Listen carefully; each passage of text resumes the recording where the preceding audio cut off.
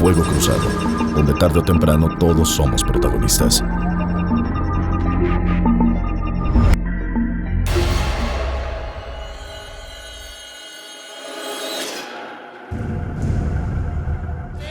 Que nos tiene jodido. Levántate, arriba México Bronco.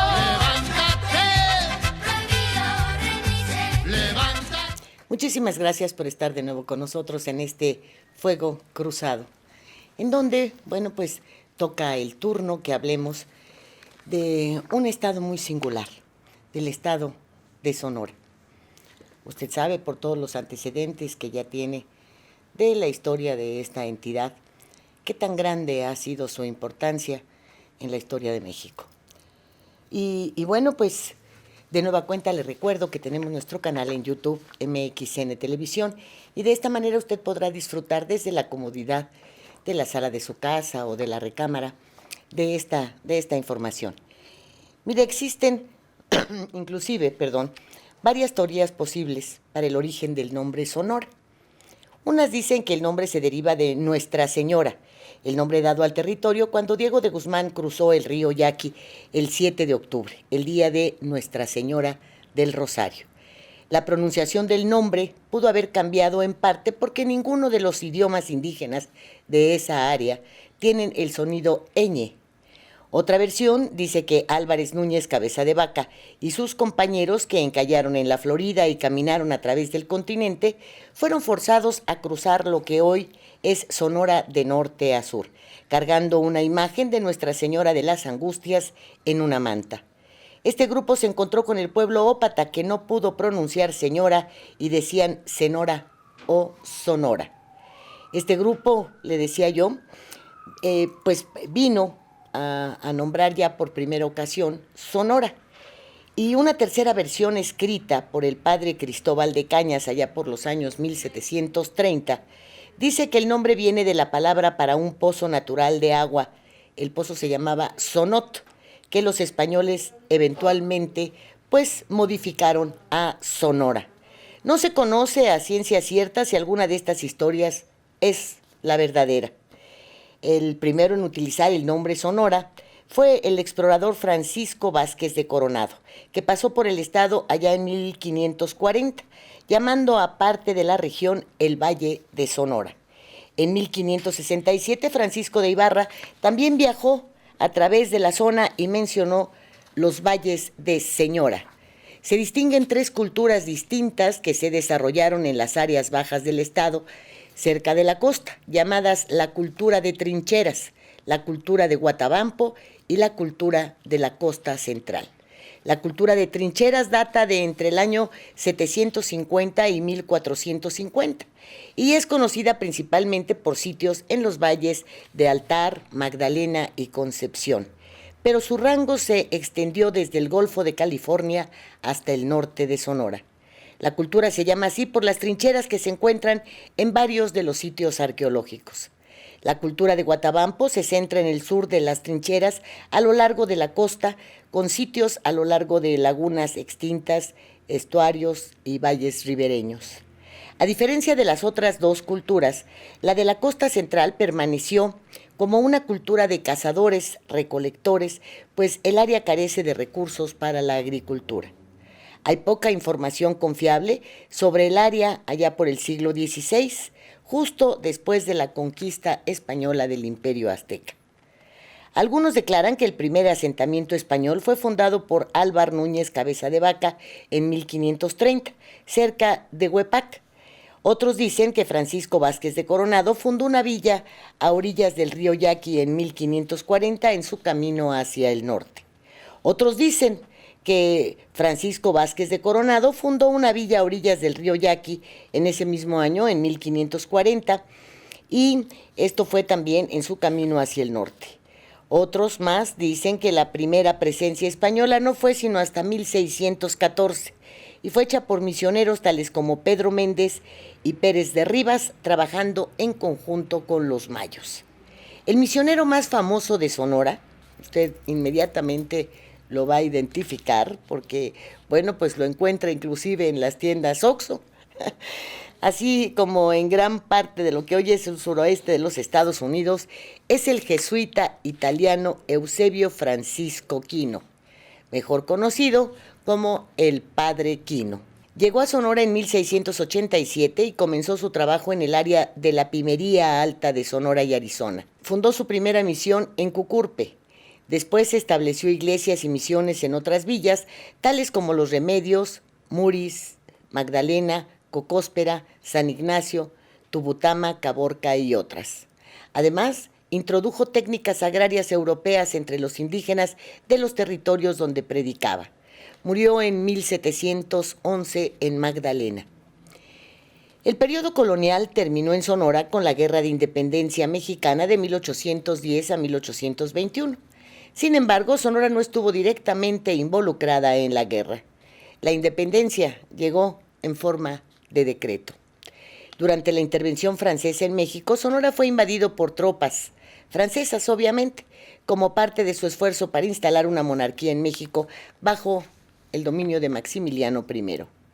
Durante el régimen de Porfirio Díaz, a finales del siglo XIX y a principios del XX, se promovieron cambios económicos significativos. Estos cambios generaron un rápido crecimiento económico que tuvo profundas consecuencias políticas y sociales. Sonora, junto con el resto de los estados fronterizos del norte, incrementaron rápidamente en importancia. El desarrollo del sistema de ferrocarril integró la economía estatal con la nacional y también tuvo un efecto de mayor control federal en todo el territorio de México. Después de 1880, el sistema de rieles atravesó el norte hacia los Estados Unidos, el cual sigue siendo una parte importante de las relaciones económicas entre ambos países.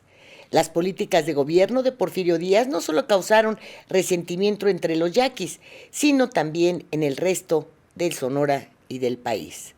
Uno de los antecedentes de la Revolución Mexicana fue la huelga de Cananea en 1906, que buscaba negociaciones con el dueño minero estadounidense William Green, pero este se negó a reunirse con los cerca de 2,000 huelguistas. La huelga se volvió violenta rápidamente cuando los mineros trataron de tomar el control de la mina e intercambiaron disparos. A finales de 1910, estalló la Revolución Mexicana y Díaz fue rápidamente depuesto del cargo. El resto de la guerra determinaría quién se quedaría en el poder después de esto. El entonces gobernador de Coahuila, Venustiano Carranza, buscó refugio en Sonora y se convirtió en uno de los protagonistas principales durante el resto de la guerra, con su base de operaciones principal ubicada allá en Hermosillo, en la capital sonorense. Varios de los líderes revolucionarios que se unieron a Carranza en Sonora no venían de raíces humildes, sino de hacendarios de la clase media alta, dueños de comercios, trabajadores de rancho, maestros, a diferencia de los terratenientes, dueños a gran escala de tierras y pertenecientes a la élite porfiriana. Después de que Díaz fue removido del cargo, Carranza estaba en disputa por el poder en contra de Álvaro Obregón y de otros. Los yaquis entonces se unieron a las fuerzas de Obregón después de 1913. De 1920 a principios de 1930, 4 sonorenses ocuparían la presidencia de la República. Ellos fueron Adolfo de la Huerta, Álvaro Obregón, Plutarco Elías Calles y Abelardo L. Rodríguez. ¿Me acompaña por favor a un corte? Enseguida regreso. Las cosas que queremos, los proyectos que empiezan, las ilusiones concretadas necesitan una asesoría legal y una base concreta. Notaría 64. Respaldamos tus actos legalmente.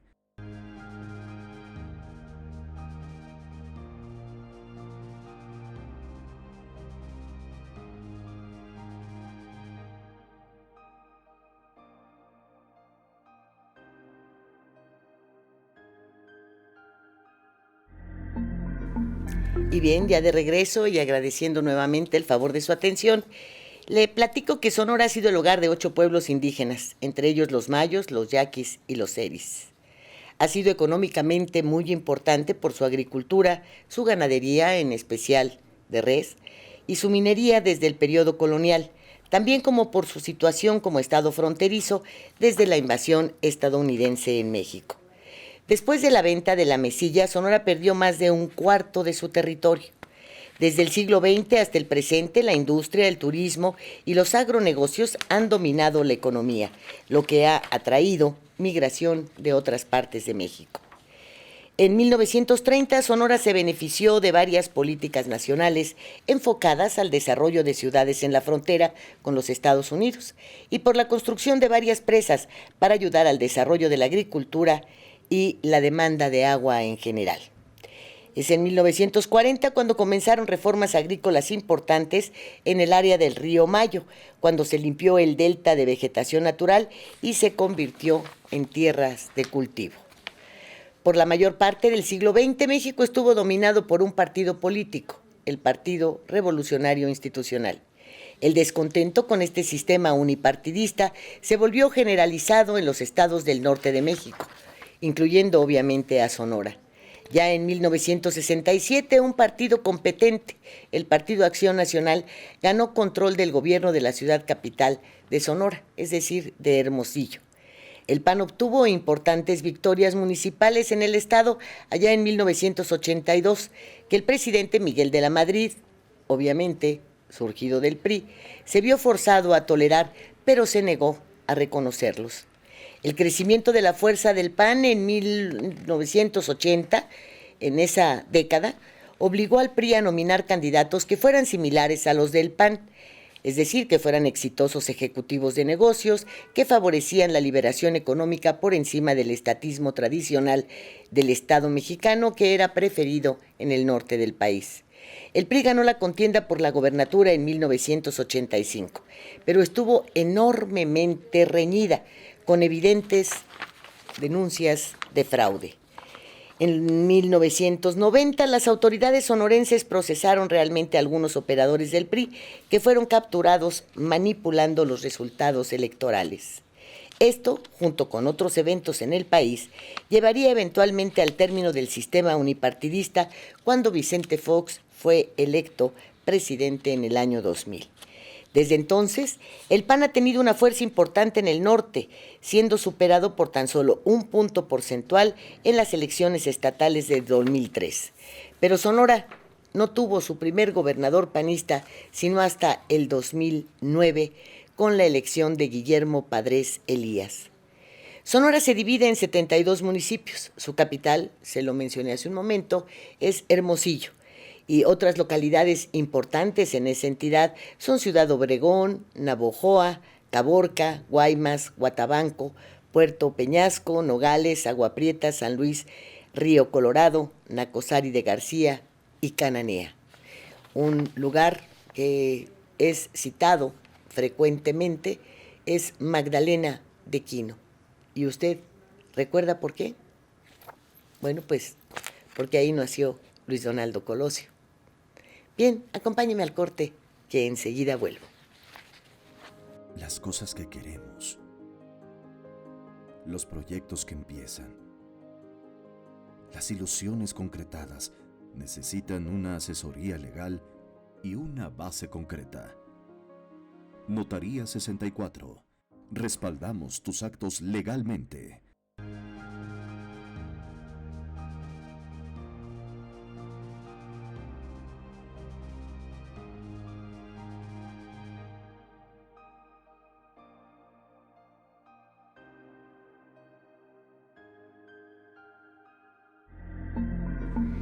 Hay algunas situaciones que muchos no conocíamos. Fíjese que allá en Sonora los chinos llegaron primero a Guaymas a finales del siglo XIX y se congregaron ahí y en Hermosillo. En las décadas siguientes, los chinos se mudarían a comunidades crecientes como Magdalena y Cananea. En vez de trabajar en los campos, la mayoría de chinos empezaron sus propios pequeños negocios relacionándose con otros de la misma nacionalidad. Estos negocios abarcaron una amplia gama de industrias desde manufactura hasta ventas de casi cualquier tipo de mercancía. Esta incursión china fue muy importante también para Sonora. Ahora, los gobiernos instaurados inician con los abanderados por los partidos liberal y conservador de 1931 a 1891 y es a partir de entonces que son liderados por personajes surgidos del Círculo Nacional Porfirista, el cual concluye en 1911 con la llegada de dos gobiernos independientes y los surgidos del Partido Nacional Antirreeleccionista. Es en 1919 cuando hace su aparición el Partido Revolucionario Institucional, llevando a la gobernatura a Francisco Elías Suárez. Esta etapa culmina 90 años después, al término del mandato de Eduardo Burrs Castelo, y se abre la oportunidad solamente por 6 años para el PAN, con Guillermo Padres Elías a la cabeza. Actualmente el gobierno está en manos de una mujer, y del PRI, de Claudia Pavlovich Arellano, descendiente de Alicia Arellano, quien hiciera fama nacional por el buen gobierno municipal llevado a cabo. Bajo circunstancias en las cuales la seguridad es uno de los reclamos más escuchados, los sonorenses habrán de decidir de entre los siguientes candidatos que voy a mencionarle, quién será su próximo gobernador. Estos son, pues, de varios partidos políticos y algunos de ellos son muy conocidos, como es el caso de Alfonso Durazo, quien es abanderado de la coalición Morena, Partido del Trabajo, Verde Ecologista y Nueva Alianza. Con el número de aliados registrados, se consideró sería el exresponsable de la Seguridad Pública Nacional el ganador de la contienda. Sin embargo, el debate realizado al inicio de la última semana de abril ya lo pone en severos aprietos para alcanzar la gubernatura. Durazo Moreno es egresado de la Universidad Autónoma Metropolitana y cuenta con estudios de ingeniería civil realizados en la UNAM. Es doctor en políticas públicas por el TEC de Monterrey y cuenta con una maestría en administración pública por el Instituto Sonorense de Administración Pública. Su trayectoria política parece ligada a lo mismo al PRI como secretario particular del ex candidato presidencial Luis Donaldo Colosio que al PAN, desempeñándose como secretario particular de Vicente Fox, y se incluye también, obviamente, en su currículum político, su etapa como diputado y como senador de la República. Su participación en Morena no lo ha hecho hasta ahora, que se sepa públicamente, militante de esa organización. Las fallas en contra de la Cuarta Transformación aparecen dentro de sus funciones en el Culiacanazo. Esto es el fallido operativo en contra del cártel de Sinaloa, provocando la captura y luego la liberación de Ovidio Guzmán Loera. El otro error se cometió en el inicio y la consecución de la investigación de la masacre de Bavispe, sufrida por la familia Levarón.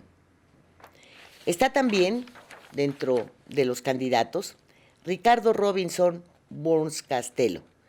Él aparece abanderando al Movimiento Ciudadano. Es contador público por el Instituto Tecnológico y de Estudios Superiores de Monterrey, Campus Ciudad Obregón. Asimismo, asistió en Estados Unidos al Junior High School y bueno, pues esta es una escuela que está en California, que es militar de prácticas católicas. Cuenta con una maestría en material fiscal por el Instituto Tecnológico Autónomo de México y fue presidente municipal de Cajeme, abanderado por el PRI. Sin embargo, pues Ricardo Robinson Burns Castelo, hermano del exgobernador, renunció al PRI el 9 de febrero del 2019 tras 41 años de militancia, pues advirtió un proceso inequitativo para definir al candidato a la gobernatura de ese estado.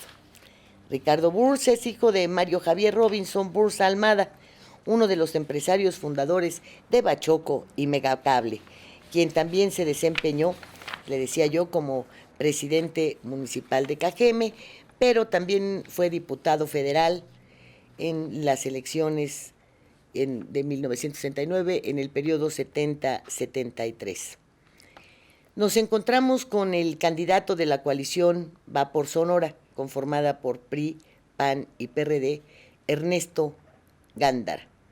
Él nació el 22 de septiembre de 1960, allá en Hermosillo. Es licenciado en Derecho por la Facultad de Derecho de la UNAM y cuenta con una maestría en Derecho Constitucional por la Universidad de París. Gandaracamú fue presidente municipal del Ayuntamiento de Hermosillo y también se desempeñó como coordinador de la Comisión de Fomento al Turismo del Estado de Sonora. Es el adversario más fuerte que tiene Alfonso Durazo. Es el más fortalecido e incluso allá en el Estado lo señalan como el ganador del debate llevado a cabo la última semana de abril entre los candidatos al gobierno sonorense. Porque también está David Cuauhtémoc Galindo Delgado. Él es candidato de Redes Sociales Progresistas, nació en el año 75 en Nogales. A él lo conocen como Temo Galindo y cursó estudios de arquitectura en el TEC de Monterrey, campus Sonora Norte. Ocupó el cargo de secretario del Ayuntamiento de Nogales y posteriormente ocupó la presidencia municipal. Asimismo, ha estado en cargos de elección popular, entre los que destacan diputaciones tanto en el ámbito local como en el federal. Rosario Fátima Robles Robles es la candidata de Fuerza por México. Es la única mujer registrada para esta contienda. Ella es profesora de la Universidad Estatal de Sonora, es doctora en Ciencias Sociales por el Colegio de Sonora en la línea de investigación, desarrollo económico y exclusión social. Asimismo, es colaboradora en el programa de Radio Universidad, Género y Sustentabilidad. Este programa está desde el 2014. Finalmente, pues aparece Carlos Ernesto Satarín González. Él está por el partido Encuentro Solidario. Es abogado de profesión y en diciembre pasado presentó su renuncia al PRI. Esto después de 35 años de militar en ese partido, en donde pues ocupó el cargo de secretario de Frente Juvenil Revolucionario, estuvo también como secretario de la Confederación Nacional de Organizaciones Populares en Guaymas, fue secretario del Comité Municipal, presidente del Comité Municipal del PRI y consejero político estatal, así como presidente de la Fundación Colosio, filial Guaymas.